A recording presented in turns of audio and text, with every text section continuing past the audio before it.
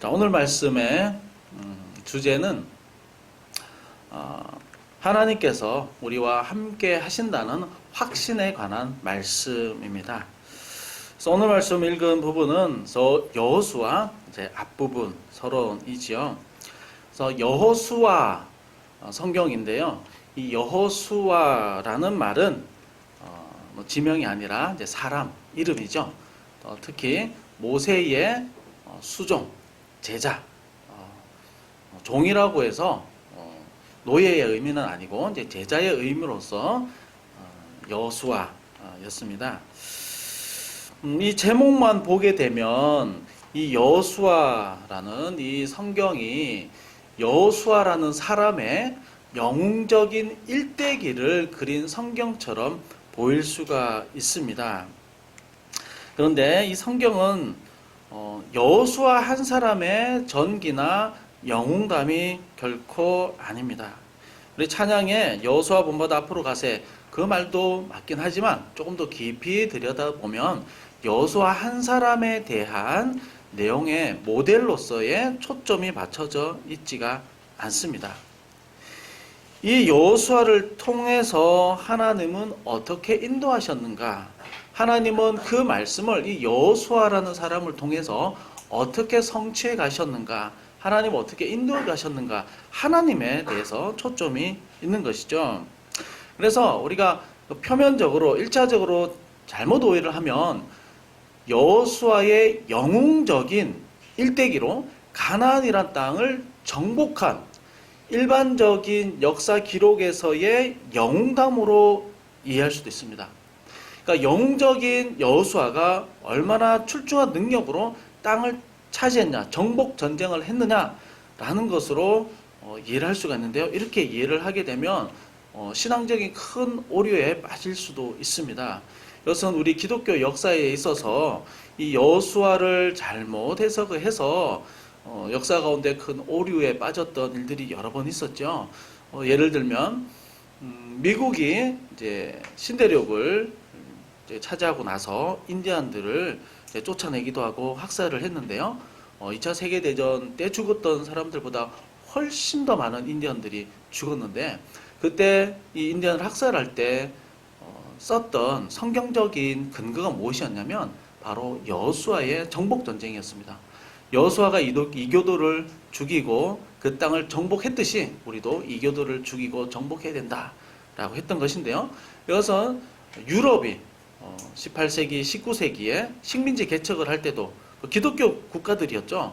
그 국가들이 식민지 개척을 하고 식민지 사람들을 학살을 할 때도 이 여호수아의 말씀을 많이 인용을 했는데, 그것을 단순히 영웅의 정복 전쟁으로만 이해를 했기 때문에 이런 역사적인 오류가 있었던 것이죠.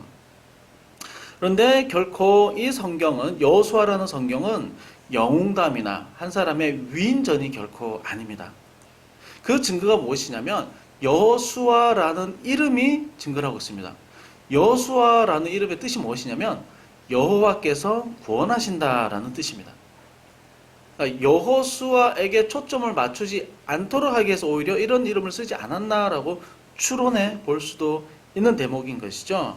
여호수아라는 사람이 아니라 여호와 하나님께서 어떻게 이 백성을 이끄시고 하나님이 약속하신 하나님 나라의 그 약속을 최종적으로 어떻게 마무리하셨는가, 그 하나님의 약속의 성취의 관점에서 이 여호수아를 이해를 해야지 우리가 오해하지 않을 수 있다는 것이죠.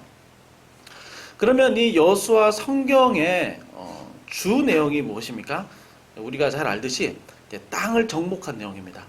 땅을 정복한 내용을 아주 상세하게 구체적으로 기록을 하고 있죠. 여호수아를 자세히 보면 굉장히 흥미진진하고 재미가 있는데요. 이 가나안 땅을 허리서부터 이제 잘라서 정복을 합니다. 그래서 남북으로 나뉘게 해서 북쪽 연합군과 전쟁을 하고 남쪽 연합군과 전쟁을 하면서 가나안 정복을 마무리를 하게 되는데요. 근데 왜 굳이 이 땅을 정복하는 기사를 이렇게 자세하게 말씀을 하고 있을까? 이것은 계속해서 몇 주 동안 말씀을 이어오고 있는 내용과 연결이 되는 부분인데요. 출애굽할 때 시내산에서 언약을 맺었다고 말씀을 드렸었죠. 출애굽기 19장에서 하나님은 노예 민족을 꺼내서 이스라엘 백성을 한 국가의 백성으로 계약을 했습니다. 그래서 하나님은 너희들의 왕이 될 것이고 이 노예 민족은 나의 백성이 될 것이다 라고 이제 말씀을 하시면서 하나님 나라에 대한 약속을 해주셨고 하나님 나라를 시작을 하셨습니다. 그러면 그 나라에 이제 법이 필요하기 때문에 율법의 말씀을 주신 것이고 나라는 이제 네 가지 요소 중에 마지막 땅이 있어야 되는 겁니다. 그래서 이 하나님 나라의 마무리로서 하나님이 시내산에서 약속하신 그 나라에 대한 약속의 마무리로서 이제 땅을 주시는 것이죠. 그 땅을 어떻게 하나님이 주셨는가라는 것에 대한 말씀인 것이죠. 그러면 이 땅이라는 것은 하나님이 이 백성에게 어떤 의미로 주셨을까? 하나님 나라의 마무리에서 땅을 주시긴 했는데 하나님이 이 백성에게 지금의 우리의 시각으로 부동산의 어떤 개념이나 아니면 너희들이 복을 많이 받아야 되니까 약속을 했으니까 너희들이 잘 살아야 돼 라는 의미로 땅을 주셨을까? 그것은 한 3차적인 4차적인 의미가 될 수 있는데 1차적인 땅의 의미가 무엇이냐면 하나님 나라에서 땅의 의미가 무엇이냐면 한마디로 얘기를 하면 하나님이 거하는 처소입니다. 하나님이 거하시는 곳이 이 땅에 백성들이 함께 교제하면서 누리는 장소가 필요했기 때문에 하나님은 그 땅을 주신 것입니다. 그러니까 나라가 부강하고 잘 살기 위해서 아주 좋은 땅, 비옥한 땅을 주셨다는 의미가 아니라 하나님이 그 백성들과 함께 거하셔서 그곳에서 백성들에게 예배를 받고 또 하나님은 그들에게 말씀하시면서 하나님의 온전한 관계가 한 개인에서 한 민족으로 확장되는 과정에서 이제 한 민족과 나라에게 말씀하시고 거하는 처소가 되기 위해서 땅을 주셨다는 거죠. 이 땅은 원래 어디서부터 시작이 된 거냐면 에덴 동산이 원래 하나님과 그의 백성이 거하는 장소였습니다. 땅이었습니다. 근데 죄를 범하고 나서 하나님이 거할 수 있는 땅이 사라진 거죠. 없어진 겁니다. 그래서 한 사람을 부르셔서 그 사람에게 특별히 말씀하시고 그 사람을 통해서 하나님의 계시를 보여주셨던 것이죠. 그렇지만 하나님의 뜻이 점점 확장이 되는 겁니다. 확장이 돼서 하나님께서 이스라엘을 한 민족으로 삼으셔서 나라를 만드시고 그 나라가 이제 정착을 해서 땅을 얻어서 예전에 어떤 시간과 장소에 눈에 보이는 어떤 한 장소에서 하나님을 예배했듯이 아담과 하와가 하나님을 에덴 동산에서 만나서 하나님과 교제했듯이 이 땅에서 하나님은 다시 하나님의 그 관계와 교제를 세우도록 하기 위해서 이 땅을 하나님이 허락해 주셨다는 거죠. 그런데 이 땅에 대한 말씀은 이미 오래전에 약속을 하셨습니다. 창세기 15장 18절에서 하나님이 아브라함 한 사람 개인을 부르시면서 이미 그에게 이 가나안 땅에 대한 약속의 말씀을 주셨습니다. 18절에 보면 창세기 15장 18절에 보면 그날의 여호와께서 아브라함과 더불어 언약을 세워 이르시되 내가 이 땅을 애굽 강에서부터 큰 강 유브라데까지 내 자손에게 주노니라고 말씀을 합니다. 그래서 21절까지 그 땅이 어디서 어디부터까지인지 아주 구체적으로 나오고 있는데 그 땅이 지금의 이 가나안 땅인 것이죠. 그리고 이 땅에 대한 구체적인 의미가 더 드러난 것이 이 시내산 언약에서 드러난 것이죠. 하나님이 한 나라를 부르셔서 한 백성을 부르셔서 나라를 만들고 그 땅에 거하셔서 이들에게 예배를 받으시고 이들 가운데 거하셔서 온전한 관계를 회복하는 마무리 장소가 이 이스라엘 땅이었던 것이죠. 그래서 이 여호수아서에서 중요한 내용, 땅이라는 것은 하나님 나라의 완성, 마무리로서 주신 것이고 하나님 관한 처소를 만들기 위해서 주신 것이다로 우리는 이해할 수 있어야 되는 것이죠. 자, 오늘 말씀은 이제 9절까지의 시작하는 말씀입니다. 이제 하나님께서 아주 구체적으로 그러면 이 여호수아에게 어떻게 말씀하시고 어떻게 이 땅에 들어가도록 하시는지 인도하는 과정의 말씀인데요. 오늘 말씀에서 우리가 한번 생각해 보고자 하는 것은 하나님께서 어떻게 이 여호수아에게 가나안에 들어갈 수 있는 힘을 주시는가? 이 문제에 대해서 우리가 두 가지로 생각해 보고자 합니다. 첫 번째는 약속의 말씀을 주심으로 힘을 얻게 하십니다.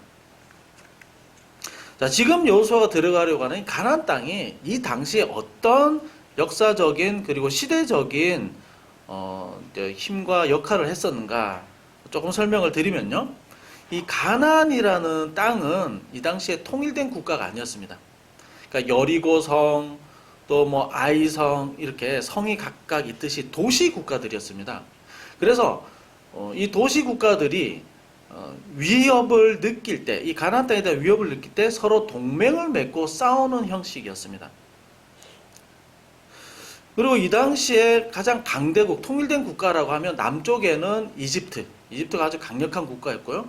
북쪽에는 히타이트 족속, 우리가 아는 철기 문명을 만들었던 아주 세계적으로 이 당시에는 가장 앞선 문명의 사람들이 북쪽에 있었고, 이 영향을 이 가나안 사람들은 계속해서 영향을 받았던 거죠.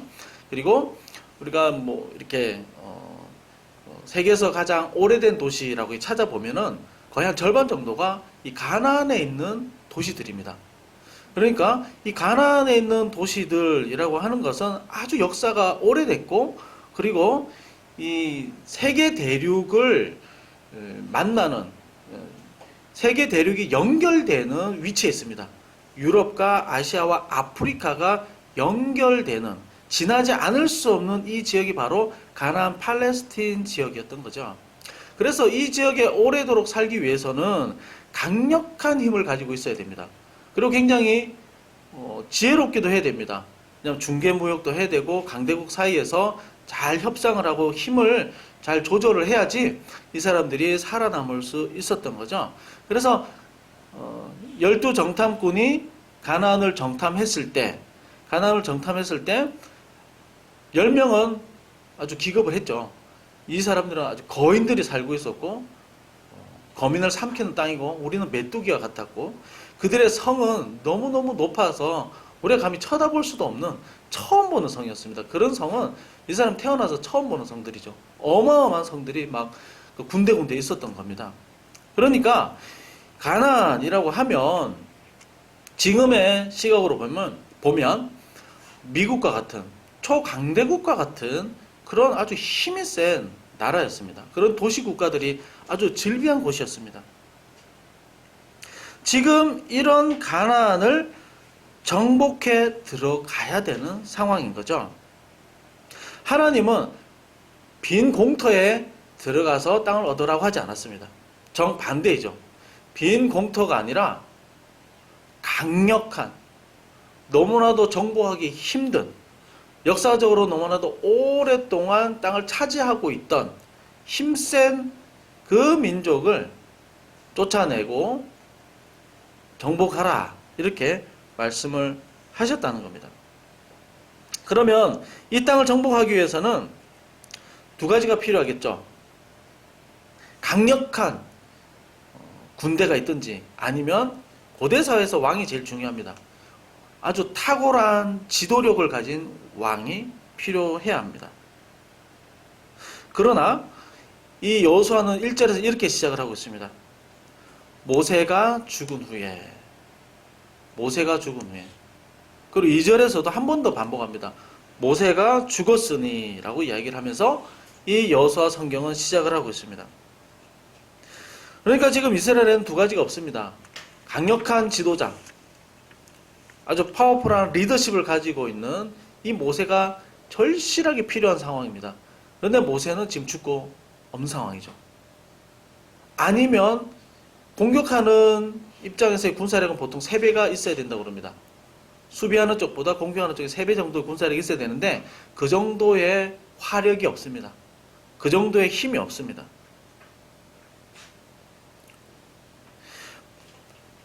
지금 모세가 있었다면 얼마나 지혜롭게, 그리고 이 강력한 리더십을 가진 이 모세가 얼마나 지금 절실하게 필요한지 모릅니다. 모세는 애굽 왕을, 가나안 사람들이 볼 때는 애굽 왕을 이기고 나온 사람이죠. 40년 광야 생활을 백성을 잘 인도를 했습니다. 그리고 홍해도 막 건넜습니다. 주변 나라 사람들이 벌벌 떨 정도였습니다. 모세가 너무나도 절실히 필요했고 모세가 있어야지만 들어갈 수 있는 것처럼 보이는 지금 상황입니다. 그런데 여호수아서 1장은 모세가 죽은 후에라고 굳이 언급을 하면서 시작하는 이유가 뭐냐면 지금 이스라엘이 들어가서 승리를 얻을 만한 인간적인 가능성은 아무것도 없다는 뜻입니다. 인간적으로 의지할 만한 것은 지금 아무것도 없다는 겁니다. 사람의 눈으로 볼 때 가나안에 들어갈 만한 힘이 지금 전혀 없는 겁니다. 지금 수많은 전쟁을 해야 됩니다. 이것을 감당할 만한 강력한 리더십이 지금 없다는 거죠. 왜 하나님이 이 순간에 모세를 살아있도록 남겨두지 않으셨을까? 신명기 마지막에 보면 모세가 죽을 때의 상황을 아주 자세하게 이야기를 하는데요. 모세가 힘이나 기력이 떨어지지 아니했다. 힘 넘치는 상황이었습니다. 그 느보산 꼭대기 올라가서 그 가나안이 펼쳐진 그 아름다운 광경을 다 보게 하시고 하나님이 모세를 데려가셨죠. 좀 의도적인 측면이 강합니다. 왜 이렇게 모세가 너무나도 절실히 필요한 상황에서 하나님 모세를 데려가셨을까? 그리고 신참내기 리더십을 세우셨을까? 너무 불안한 상황입니다. 왜 그렇게 하셨을까? 성경의 많은 이야기에서 나오는 원리이지만 결정적이고 가장 위기의 상황에서 오직 하나님만 바라보도록 하기 위함이었습니다. 하나님밖에 없다는 것을 말씀하기 위해서였습니다. 그래서 여호수아서의 이 9절까지의 시작은 강력한 누군가의 리더십, 인간적인 리더십과 능력으로 시작하는 것이 아니라 하나님의 말씀으로 시작하고 있습니다. 여호수아라는 한 사람을 어떻게 격려하시고 어떻게 힘을 주시는지에 대한 하나님의 강력한 말씀으로 이 여호수아서를 시작하고 있다는 거죠. 지금 이 위기의 순간 너무 많은 필요한 것들이 많습니다. 그렇지만 하나님의 말씀으로 시작하는 이유는 무엇이냐면 특히 어려울 때 위기의 상황에서 우리의 인간적인 능력과 힘으로 시작하는 것이 아니라 하나님의 말씀으로 시작해야 된다는 겁니다. 여호수아의 인간의 명령으로 시작하지 않고 하나님의 명령과 하나님의 말씀으로 지금 이 중요한 일을 시작을 하고 있다는 겁니다. 그래서 우리는 이 말씀 자체를 보면서도 잘 꼭 기억해야 될 것이 무엇이냐면 모든 일의 시작, 특히 어렵고 위급하고 다급하고 급박한 일의 시작은 특히 어려울수록 무엇으로 시작해야 됩니까? 물론 인간적인 계산과 또 인간적인 지혜로 계획을 잘 세워야 되겠지만 그것보다 더 우선되는 것은 반드시 하나님의 말씀으로 시작해야 된다는 겁니다. 반드시 하나님의 그 말씀을 붙잡는 그 믿음으로 시작해야 된다는 겁니다. 그럼 어떤 말씀일까요? 하나님은 그냥 가라고 하지 않습니다. 어떤 말씀일까요? 그냥 무턱대고 가라, 이길 거야, 좋아질 거야 라고 하지 않고 하나님도 말씀하실 때 하나님의 말씀하시는 원칙이 있습니다. 그 원칙이 무엇이냐면 하나님은 이미 약속하셨던 말씀을 근거로 하나님은 다시 말씀을 하시죠. 그래서 3절에서 이렇게 얘기를 합니다. 하나님은 새롭게 말씀을 주시는 것이 아니라 3절에서 내가 모세에게 말한 바와 같이 라고 얘기합니다. 다른 성경에서는 모세에게 약속한 대로 이렇게 말씀을 합니다. 그 약속을 따라서 하나님은 말씀하셨다 이렇게 얘기를 하고 있는 거죠. 우리 하나님은요 신실하신 분이십니다. 하나님은 말씀하신 바대로 반드시 그렇게 하시는 분이십니다. 우리가 사람 관계에서 저 사람 진실하다라고 하는 것은 말과 행동이 일치할 때 진실하다 이렇게 얘기를 하죠. 하나님은 진실할 뿐만 아니라 비슷한 표현으로 신실하신 분이십니다. 과거에 말씀하시고 성경에 기록된 말씀대로 하나님은 반드시 그렇게 하시는 분이십니다. 약속대로 꼭 그렇게 하십니다. 절대로 약속을 어기지 않습니다. 우리는 쉽게 약속을 잊어버리기도 합니다. 불리하면은 지키지 않을 때도 있습니다. 그렇지만 하나님은 다릅니다. 하나님은 말씀하신 그대로, 약속하신 그대로 반드시 이루시고 성취하시는 분이십니다. 그래서 우리의 크리스찬의 하나님의 자녀의 힘과 능력은 어디에서 나오는가 하면 이 말씀하신 바를 믿는 이 믿음에서 우리의 모든 능력은 나옵니다. 우리의 영적인 어떤 은사일 수도 있겠지만 그보다 더 중요한 것은 우리의 모든 힘과 능력이라는 것은 이 말씀을 의지하고 믿는 이 믿음에서 나오는 것이라는 거죠. 여호수아도 하나님의 말씀에 의지했기 때문에 힘을 얻고 담대하게 이 가나안을 들어갈 수 있었던 겁니다. 우리가 말씀을 의지할 때에 우리의 모든 능력과 우리의 모든 권세가 말씀으로부터 오는 것입니다. 그래서 우리가 말씀을 가까이 해야 되는 이유, 말씀을 우리가 가급적이면 외우고 또 말씀 앞에 서야 되는 이유, 그 이유는 바로 우리의 모든 능력이 하나님 말씀으로부터 시작되기 때문인 것이죠. 그래서 시편 119편 105절에서 하나님의 말씀은 내 발의 등이요 내 길의 빛입니다 라고 말씀을 하고 있습니다. 그래서 모든 일에 시간 말씀하시는 하나님 앞에 서서 그 말씀을 붙잡고 시작해야 될 줄로 믿습니다. 오늘 두 번째입니다. 하나님께서 어떻게 여호수아에게 가나안 들어갈 수 있는 힘을 주셨는가. 두 번째는 하나님의 함께 하심을 말씀하심으로 힘을 주셨습니다. 자, 오늘 말씀에서 가장 자주 나오는 반복해서 말씀하시는 구절이 무엇인가 하면 6절, 7절, 9절에서 우리가 잘 아는 강하고 담대하라. 강하고 담대하라. 계속해서 말씀을 하십니다. 강하고 담대하라. 강하고 담대하라. 왜 이렇게 여러 번 말씀하실까요? 강하고 담대하라. 강하고 담대하라. 반대로 생각해 볼 수 있습니다. 여호수아는 이미 담대하고 준비 다 돼 있고 아무 걱정을 안 하는데 이런 말씀을 할 이유가 없겠죠. 여호수아는 이미 너무 불안하고 두렵고 떨렸기 때문입니다. 그래서 얼마든지 여호수아가 그렇다고 이야기를 안 하더라도 우리가 추론해 볼 수 있는 내용이죠. 여호수아의 마음은요, 불안하기 그지 없습니다. 너무나도 무섭습니다. 여호수아도 인간입니다. 어떻게 저기를 들어갈 수 있겠습니까? 가장 큰 이유는 아마 모세가 없기 때문이죠.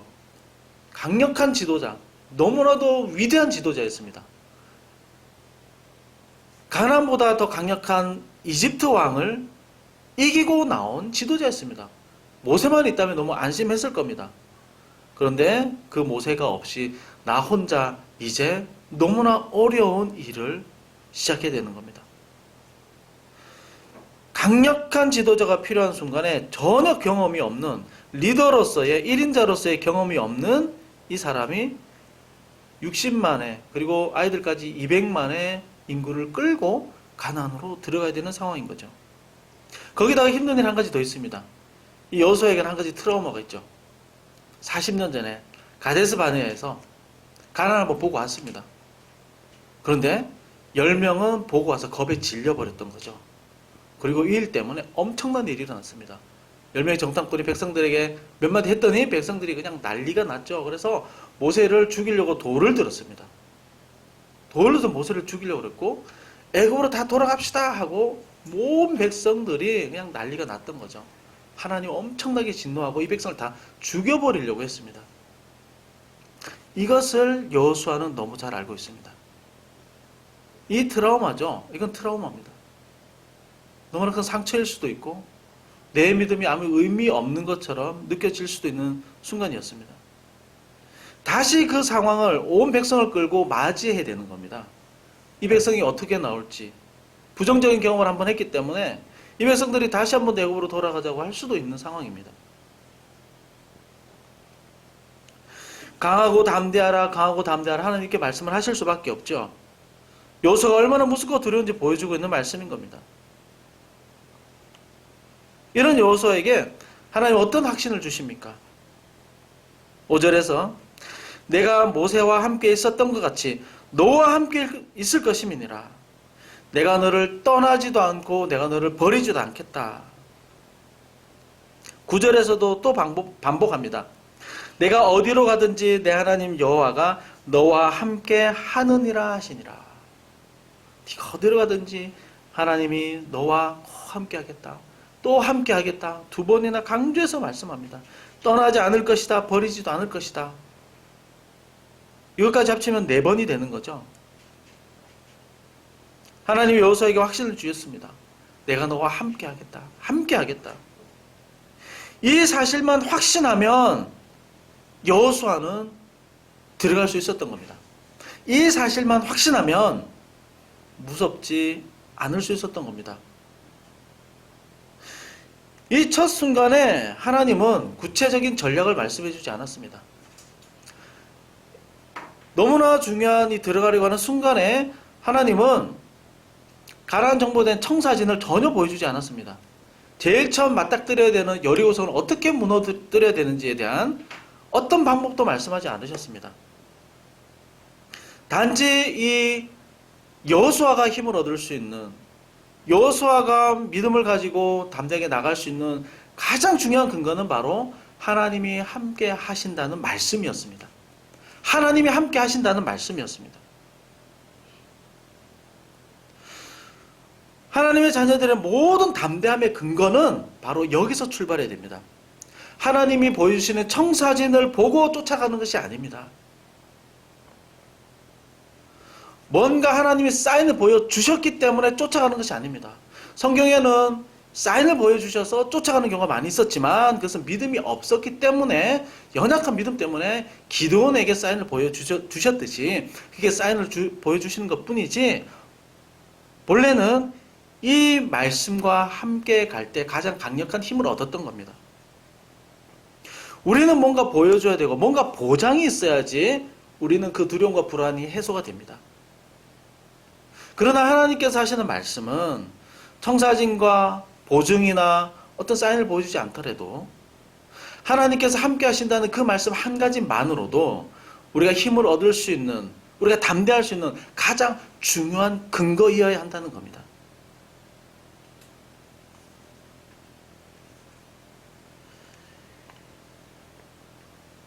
막연한 소망도 아니었습니다. 잘 될 거야도 아니었습니다. 그냥 함께 하신다는 겁니다. 지금 이 순간 함께 하시고 한 걸음 걸어갈 때 요단강을 어떻게 건너갈지 그때 함께 하시면서 말씀하시는 것을 그 함께 하심을 통해서 듣는 것이었습니다. 이 청사진을 다 보여준다고 한들, 앞으로 일어날 일들 다 알려준다고 한들, 그걸 안다고 한들 정말 담대함을 가지고 들어갈 수 있었을까요?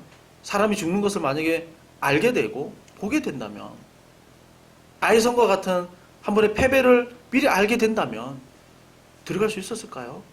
오히려 청사진과 미래를 아는 것이 오히려 걸림돌이 될 수도 있었습니다. 그보다 더 중요한 것은 지금 이 순간 함께 하시고 지금 이 순간 힘을 주시고 지금 이 순간 교제와 하나님 앞에 나갔을 때 하나님께서 주시는 인도를 따라 걸어가는 것이, 그것이 더 확실하고 더 강력한 방법이었던 겁니다.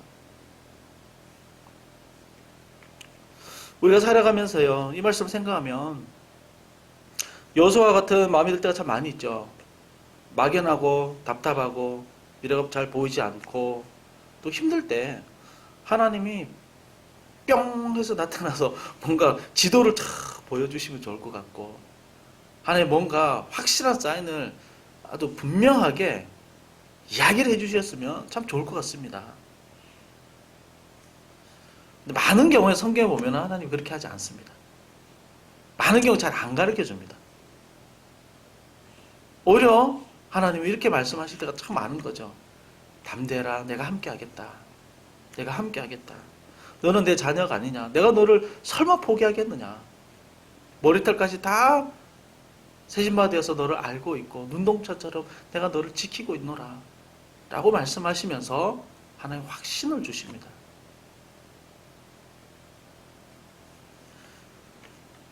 우리는 어떤 순간에라도 놓치지 말고 꼭 붙잡아야 될 것은, 우리의 고백은 무엇이냐면 하나님 함께 하십니다 라는 고백입니다. 외로운 순간에라도 하나님 함께하고 계십니다. 고통스러운 순간에라도 하나님 함께 하십니다. 화가 나는 순간에라도 하나님 함께 하십니다. 비록 죄를 짓고 하나님 보시기에 참 부끄러운 상황이 있다 할지라도 하나님 함께 하십니다. 단지 문제는 내가 잊어버렸을 뿐이죠. 내가 그냥 무시할 뿐입니다. 옆에 계신데도 그것을 인식하지 못하기 때문에 우리에게 담대함과 또 하나님을 향한 용기가 부족한지도 모르겠습니다. 어떤 아프리카 부족에 이런 성인식이 있다고 그럽니다. 남자가 이제 20살이 되고 성인이 되면요, 아주 깊은 정글 속에 그 아이를 혼자 남겨둔답니다. 그리고 하루 24시간을 지내게 합니다. 밤이 어두워지고 캄캄해지면 너무 무섭겠죠. 그 아이가 집을 나와서 혼자 정글 속에서 밤을 창을 들고 지새야 되는 겁니다. 부시럭거리는 소리도 막 날 겁니다. 아마 표범 같은 아주 큰 맹수가 지나가는 소리도 아마 나겠죠. 무서운 밤을 이 성의식을 하는 아이는 지새야 합니다. 그런데 점점 동이 트면서 새벽이 밝아오면서 발견하는 것은 무엇이냐면 바로 옆에 한 사람을 보게 됩니다. 아버지가 밤새도록 같이 지키고 있었다는 거죠.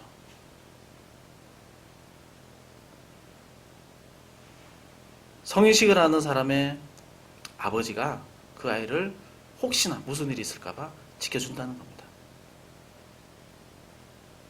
혹시 모를 일을 대비해서 말없이 지켜주시는 거죠. 혹시 우리의 삶이 또 우리가 살아가면서 하나님에 대한 질문들이 혹시 이런 경우와 같지 않은지 우리는 한번 생각해 볼 필요가 있습니다. 하나님 늘 거기 계셨는데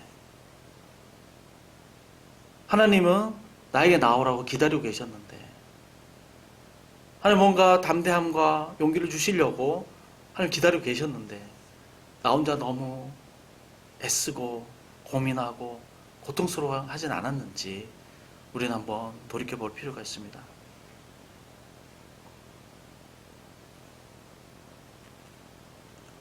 우리가 여호수아처럼 위기의 상황과 어려운 상황에 놓일 때가 있습니다. 그렇지만 하나님은 택한 자녀를 단 한 번도 그냥 내버려 두신 적은 없습니다. 그냥 내버려 두신 적이 절대 없습니다. 단지 내가 혼자라고 생각했을 뿐이었습니다. 어디 계시냐고 원망하는 순간에도 하나님은 함께 계셨습니다. 함께 하신다는 사실을 우리가 확신할 수 있다면, 함께 하심으로 우리가 힘을 얻을 수 있다면 못 이길 환경이 없고요, 이해 못할 상황이 없습니다. 하나님 지혜 주시고 깨닫게 하시고 능력을 허락해 주십니다. 우리 주 예수 그리스도도 이것을 우리에게 말씀해 주셨죠. 마태복음 제일 마지막 장이 어떻게 마무리됩니까? 볼지어다 세상 끝날까지 영원토록 너희와 함께 있을지니라. 영원토록 너희와 함께 있을 것이다. 그런데 그 앞구절을 보면요, 재미있는 구절이 있습니다. 예수님이 부활해서 나타나서 눈으로 봤는데도 불구하고 의심하는 제자들도 있더라, 이렇게 얘기를 합니다.